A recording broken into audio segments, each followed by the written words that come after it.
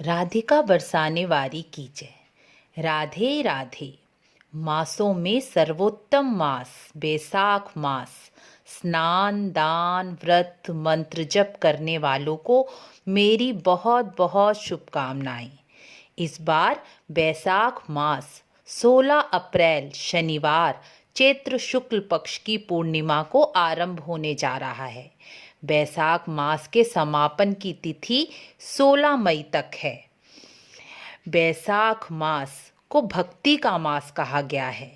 बैसाख मास में क्या करना चाहिए, क्या नहीं करना चाहिए, इसके बारे में कुछ जानकारी मैं आपको दूंगी। बैसाख मास में सूर्योदय से पहले स्नान करना चाहिए।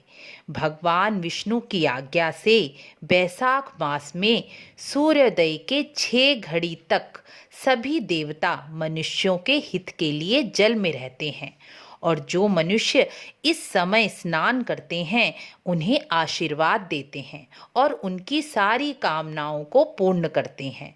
लेकिन जो ऐसा नहीं करते, सोते रहते हैं, उन्हें श्राप देकर चले जाते हैं।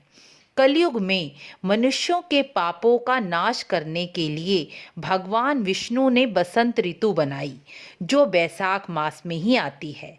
इस समय केवल स्नान करने से ही मनुष्य अपने सभी पापों का नाश कर लेता है। बैसाख मास में किसी देव नदी में सरोवर में जाकर स्नान करना अति शुभ माना गया है। लेकिन यदि आप ऐसा नहीं कर सकते तो घर पर ही स्वच्छ जल से स्नान करें। जल में गंगा जल डाल दें या गंगा जल ना हो तो अंकुश की मुद्रा बनाकर गंगा जी का ध्यान कर कर बाल्टी में हाथ डाल दें और उसी जल से स्नान करें। स्नान कभी भी निर्वस्त्र होकर ना करें, क्योंकि बैसाख स्नान, कार्तिक स्नान या माघ स्नान करते समय ये ध्यान रखें कि तन पर कुछ न कुछ वस्त्र जरूर हो।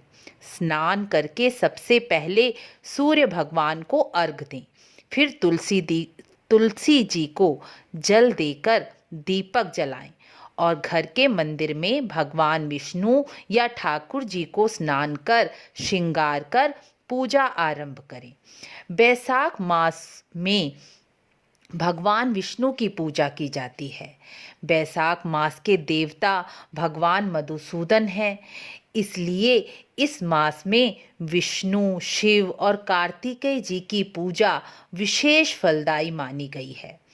इस मास में कृष्ण लीलाएं, कथाएं, श्रीमद् भागवत, विष्णु सहस्रनाम, गजेंद्र मोक्ष का पाठ करना विशेष फलदायी माना गया है। आपके पास जो आसानी से उपलब्ध हो वह पाठ कर सकते हैं। इससे सभी मनोकामनाएं पूर्ण होती हैं।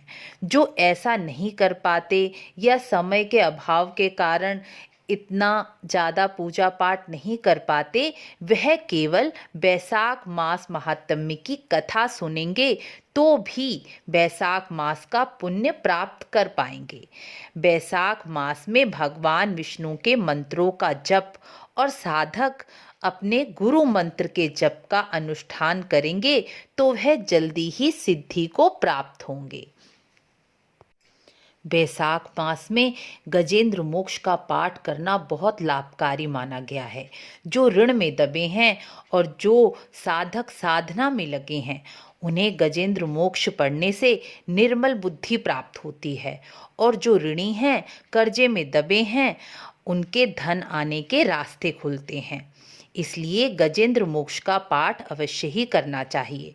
विष्णु सहस्रनाम का पाठ तो सभी मनोकामनाओं को पूर्ण करने वाला है, इसीलिए आपको जो आसानी से मिले वह पाठ आप अवश्य करें। बैसाख मास में व्रत रखने वाले एक समय भोजन कर सकते हैं। भोजन बिना प्याज लहसुन का होना चाहिए। यदि आप पूरे महीने व्रत नहीं रख सकते तो बैसाख मास की अंतिम 3 तिथियां, जिन्हें पुष्करणी तिथि कहा जाता है, उन 3 दिनों में व्रत करने से भी और स्नान करने से भी आपको पूरे मास व्रत करने का और स्नान करने का फल प्राप्त होता है। व्रत का भोजन ठाकुर जी को भोग लगाकर ही करें। बैसाख मास में रात्रि का भोजन त्याग देना चाहिए। बैसाख मास में दिन में सोना, रात्रि का भोजन करना, तेल लगाना, खाट पर सोना, कांसे के बर्तन में भोजन करना, अभक्ष भोजन करना, यह निषेध माना गया है। स्कंद पुराण में इसका उल्लेख किया गया है।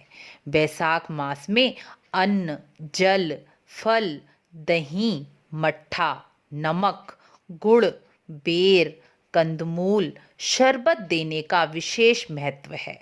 कारण यह है कि बैसाख का महीना गर्मी का होता है। इस समय पृथ्वी पर मनुष्य गर्मी से परेशान होते हैं। इस समय धूप, गर्मी और मेहनत से थके हुए मनुष्यों को जल, फल, मट्ठे का दान देने से उनके अंदर की आत्मा स्वरूप विष्णु संतुष्ट होकर प्रसन्न होते हैं।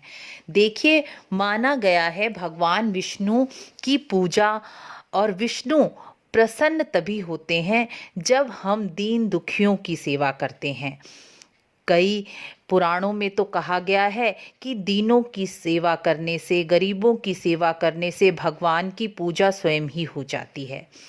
हमारे धर्म में जो स्नान बताए गए हैं उसमें व्रत, उसमें दान की विधि भी यही ही मानी गई है कि जिस समय, जिस ऋतु के अनुसार जिस व्यक्ति को जिस चीज़ की आवश्यकता है उसी चीज़ का दान करने से उन्हें पुण्य भी प्राप्त होता है और दीन दुखियों की और जिन्हें आवश्यकता है उनकी आवश्यकता भी पूरी होती है। इसीलिए इन्हें पूजा पाठ और धर्म कर्म से जोड़कर रखने का यही कारण माना गया है। भगवान की पूजा दीन दुखियों को, गरीबों को सहायता प्रदान करने से ही मानी गई है।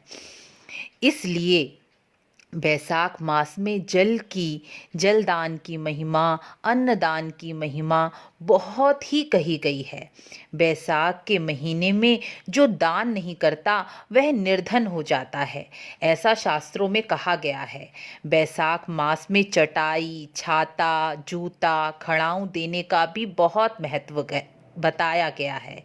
इस आगे के जब बैसाख मास का महात्म्य की कथाएं होंगी उसमें किस वस्तु को देने से क्या फल मिलता है, किस वस्तु का दान कब करना चाहिए, यह आगे कथाओं में मैं आपको बताऊंगी।